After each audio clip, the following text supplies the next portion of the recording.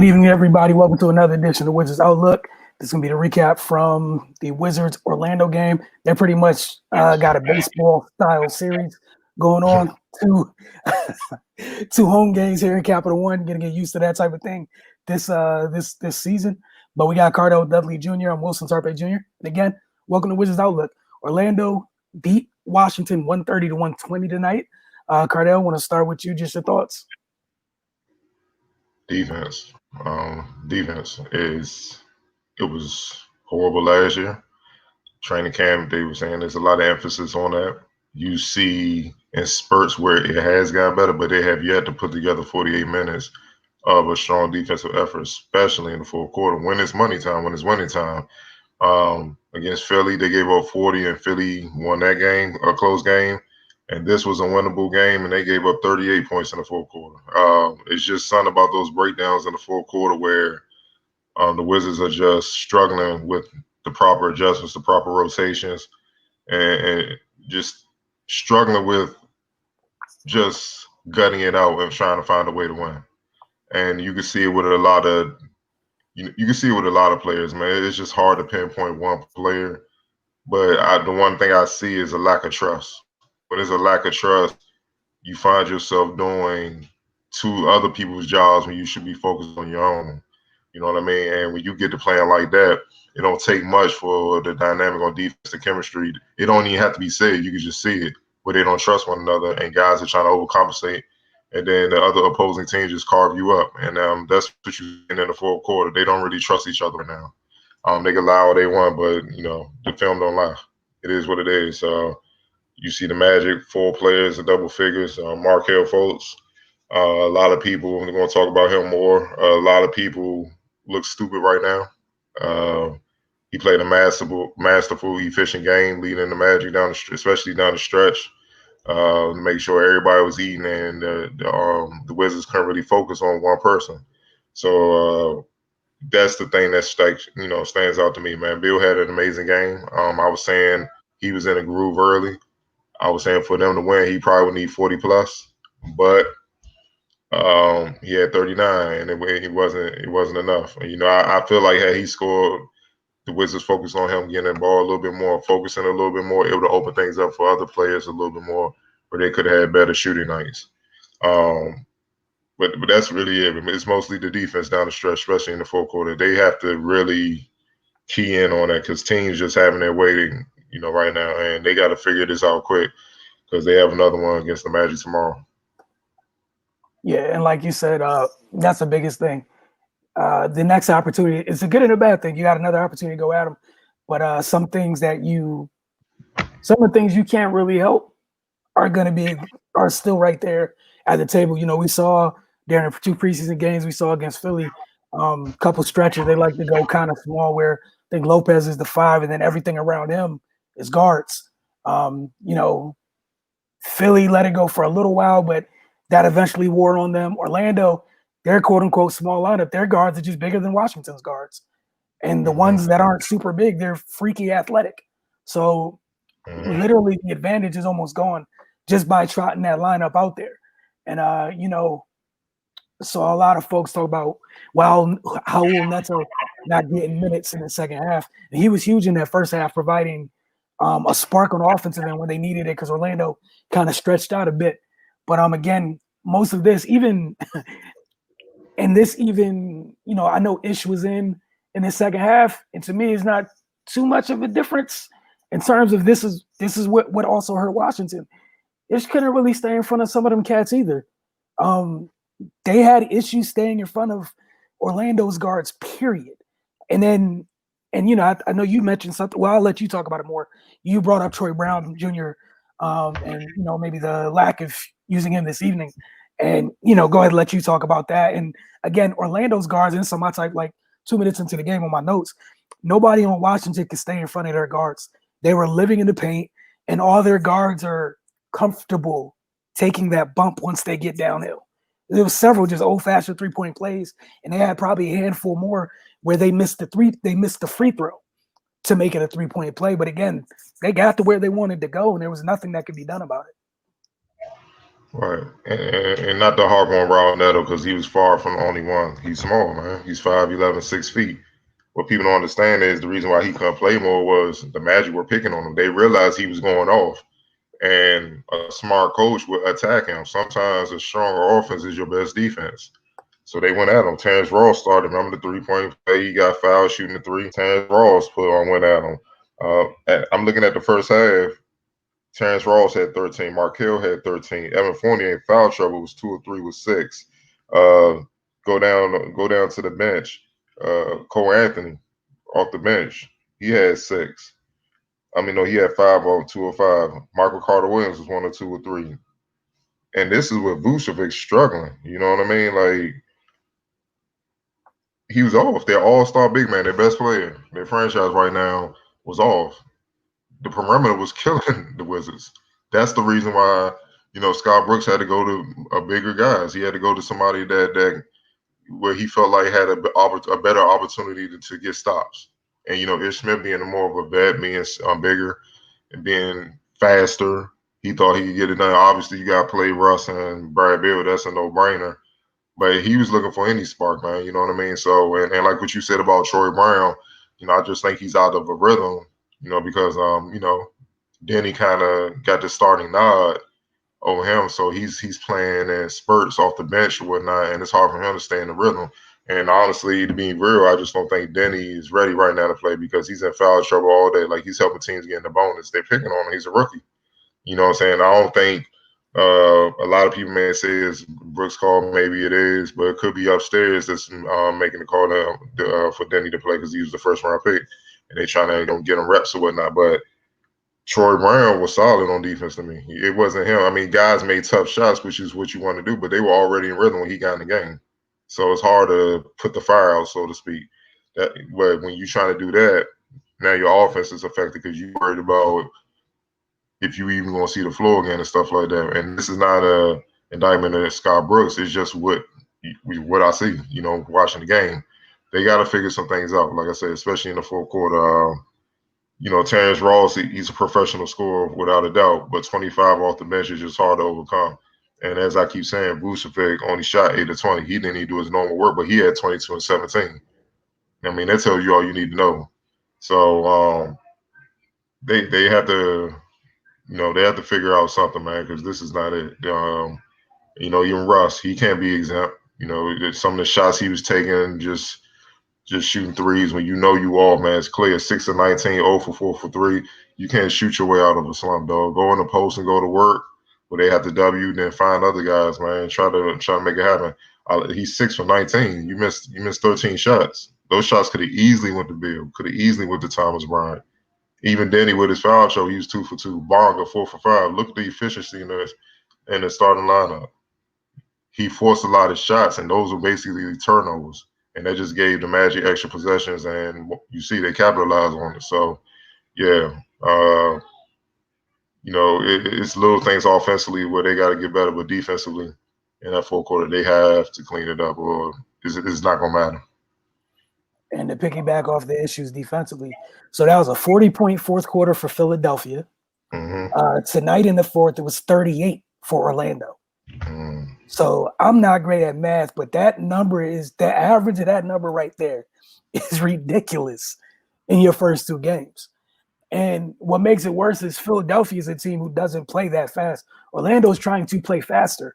And you know how you were talking with not with Russ not being exempt. Those threes, those long misses, dog, you're putting sports cars in transition heading down to the other end. And that's the thing that's like Orlando, we know it's a Clifford coach team. Ideally, to get Orlando out the way, you limit your turnovers, you keep them people out of transition, you try to make them beat you in a half court. But you allow them to get out and run, and they have athletes. If they're blowing by you in the half court and getting downhill as they please, you definitely don't want them in transition. It's in a compressed space, you can't stay in front of them. What do you think is going to happen on long rebounds and things of that nature? And Again, the Wizards. go ahead. Go ahead. No, you good. And then the Wizards, they beat themselves. 15, they shot 53% from the free throw line. They're beating themselves. You know what I mean? These two have been winnable games. It's not like last year where they was getting slaughtered and they got put up points. That's what's kind of frustrating right now. These are two games that they easily could have won if they just don't beat themselves. Take smarter shots. Trust your man on defense. Trust your teammate on defense. Do your job. And if you do your job, then the other guy know, all right, I can trust he's going to be where he need to be. I could do my job now. It's a lot of people just think defense is just sliding and having a 1-2. No, you gotta know what you're doing. You gotta know the rotations. If this happens, you gotta know drop down, rotate out to the corner, screen and roll, hedge. You may not hedge. You might go over the screen to force this guy because he can't shoot. You may want him to shoot. It's all about you got to read and pick that up in a second. You can't be thinking. You got to know that. And that's what a lot of people don't understand, man. So it's a lot more to it, man. But they got to look at a lot of film, especially in the fourth quarter, because it's the same thing like the nice pass that Markel had when he did the double crossover on Thomas Bryant, then went behind his back to Vucevic, and Russ totally was just out to play, and he rotated too late, and Vucevic had a wide open layup. If he was on point, that's a steal. Markel would have passed right to him, and then you got extra possession, and you going right there. So, they and the most encouraging, the encouraging thing is they didn't turn the ball over like they did last game against Philly. Philly, they had 20. Today they had 14, but 9 of those were from Westbrook and Bill, which you kind of expect because they had the ball most of the time. Right. But they actually took care of business in that area. So it was some type of improvement, but man, it's just the defensive lapses and rotations, man. They have to correct that, man, or the wins is not going to happen. And this is why defense is important, fans out there who just want to see a lot of shooting. it gets old after a while. We see a lot of scoring and the defense ain't on point because you know what's going to happen. Like, think about, for instance, think about when they play the Nets. You have to defend to have any hope against them. You have to defend. You can't score with them. You have to play defense. You got to get stops. So if they bring this defense against them, yeah, we might as well call it a night early. Man, look, and a couple of them dudes, I don't care what you do defensively, they're unbothered. Yeah. And that's if you're on right. point defensively. Right. You know what I'm saying? So but they averaging 30 apiece, 60 apiece. Efficiently at that. And that's the thing. You haven't dealt with those folks yet. You know what I'm saying? Like, not to knock Terrence Ross, he's a professional scorer, but he's not on that level. No.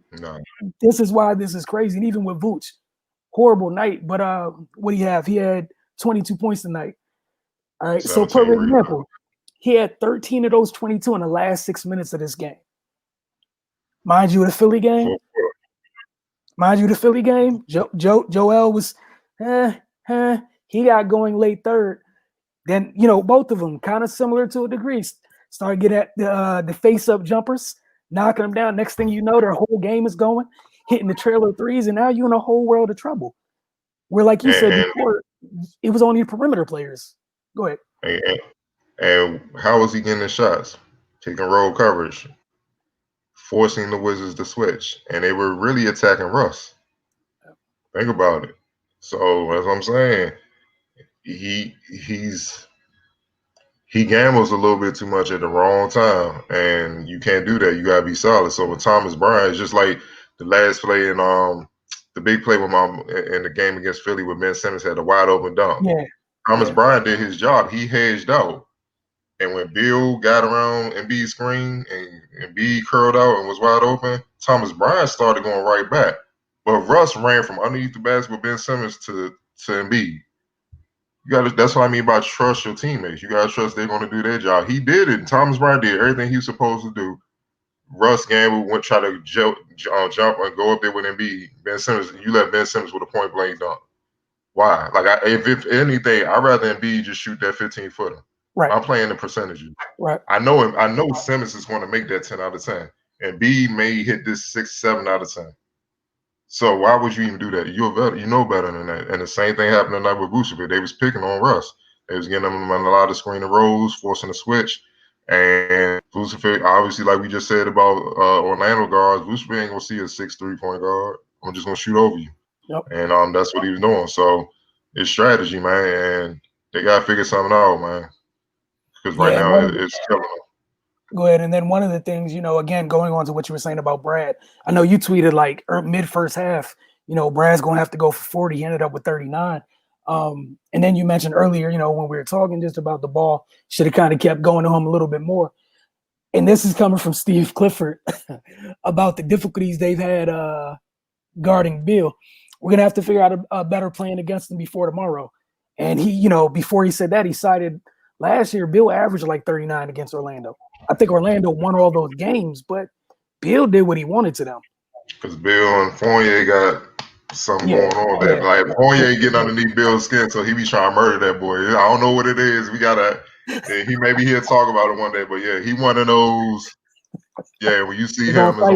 it's Yeah. on site. Yeah, I'm about to give you buckets though. It's just one of those. So I mean, yeah, look, man, but it wasn't just I was saying he should go for 40 just because he's just good. You could tell he was in the rhythm early. I think he had 8 points in the first, like 3 for 3. He was cooking. It was effortless.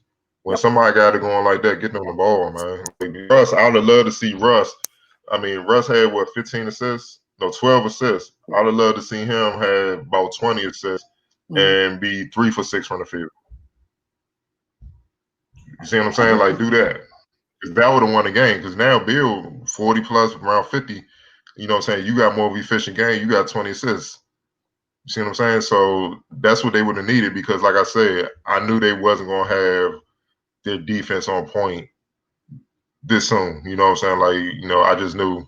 And plus the Magic, they play solid defense, man. They're a tough defensive team themselves, so they're not gonna just give you anything easy. But I doubted that they was gonna clean up all their defensive issues by the time they was gonna face the Magic. But once I saw Bill Eddie going, I'm like, man, he gotta go off for them to pull this out. Just get the win.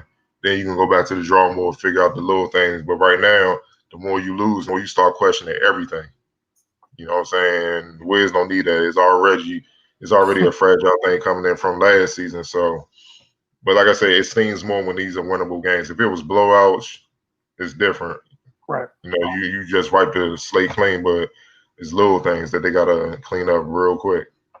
And then the other thing, what you don't want to do is when you have these, again, talk about these baseball style things, especially when they're two back-to-back division games, you can't get swept on these in a compressed season. Like these, all those, like if that's for me, almost thinking like a baseball manager, you got to highlight those back-to-back little series, those little 2-game series. You have to at least split those. You cannot get swept on those because it's a compressed season. You get to the end of the season, I guarantee you, if stuff doesn't go right, you're gonna be able to look back and just point to we had Orlando 1-1, we had Toronto, whatever, 1-1, and we did, you know what, with it. And not even just that. Scott Brooks was at he was undecided if Russ will play tomorrow, but he may have to just to try to get a win. You know what I mean? It's like I said, this is like the old school, like you said, with the compressed schedule, 73 games or whatever it is. And these are 3 Eastern Conference teams that you got the potential to fall 0-3 to, man. Like it's gonna be hard to make that up, and you already in the hole to start. Now you guys try to go off and run just to make up that ground. So, and it's funny how these series come to bite you in the butt when it's time for playoff seeding and stuff, and you out of the playoffs because Magic or Philly got the tiebreaker over you or something like that. So. Yeah, they gotta try to do something, man. But it starts with defense. It just look ugly the game up if you got to do what you gotta do to win. But this ain't gonna happen. What they doing now, it just ain't gonna work. Yeah, we're gonna find out like literally within the first 4 or 5 minutes tomorrow night. If Orlando's guards are once again living in that paint, it's gonna be another long game. It's gonna be another long game. And then, like you said, God forbid Vooch gets started early. Yeah. You know what I'm saying? Like if Vooch gets started early, even then they're a different group. Like that's their guys right now. That's their focal point. Like Aaron Gordon, he didn't even do as much damage as he could have. Like he had a good night, but And that's 15-9. Yeah. He just had a solid, efficient night. He had 15-9 on 6-12 shooting. He was chilling. Yep. And that's my thing. You cannot let them get in the paint like that. Yeah. You just can't. You can't let them get in the paint like that. And even with young Cole Anthony, He was getting to whatever spot he wanted. He missed some jumpers, but it wasn't like there was resistance on him getting to where he wanted to go. Like you said, it's Also, one end of the floor. Go ahead. and also, I'm happy for Cole Anthony, Jim Couch alum. A lot of people were kind of questioning, should he have made the leap to the league? Should he have went back to college? I like to say he made a great decision, based on, especially with COVID tearing up college basketball. But people gotta understand, man. Some people got games that's tailor made for the NBA. Some players got games that's just great for college. You know what I'm saying? It's just he was an NBA player. He was born in it, literally, and bred in it. You know what I'm saying? So he been battling NBA players, been around it his whole life. So I knew he would be fine in the league and around the lights. And like Steve Clifford said, um, he think he could be a triple threat going further in his career. He can be a monster on offense and defense, but be a lead rebounder. So kind of what you see with Russ and with how he just impacts the game in so many ways. Even though he shot bad, you felt Russ, man. He was still making winning plays, man. Like these triple doubles are ridiculous, man. The only thing that sucks is the wins. Like, man, look, 15, 15, and 12. I think anybody worth their soul, any point guard worth their soul, they'll take those averages all day. Especially if we winning. You know what I'm saying? So, like, it's a bright future, and I like how Clifford kind of, allow competition in camp. Like, you feel like you could take Markel's spot, do it. Now, obviously, Markel wasn't having it. That's why they extended him and all that. And you saw tonight why, but he spoke on that such pregame. But I love it, man. That's how it should be.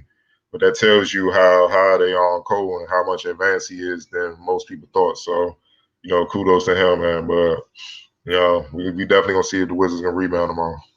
Yep. And my last thing, just to add on Cole, it's also a big vote of confidence. Any Steve Clifford team letting the young guard rock out, whether it's on the second unit or the first unit.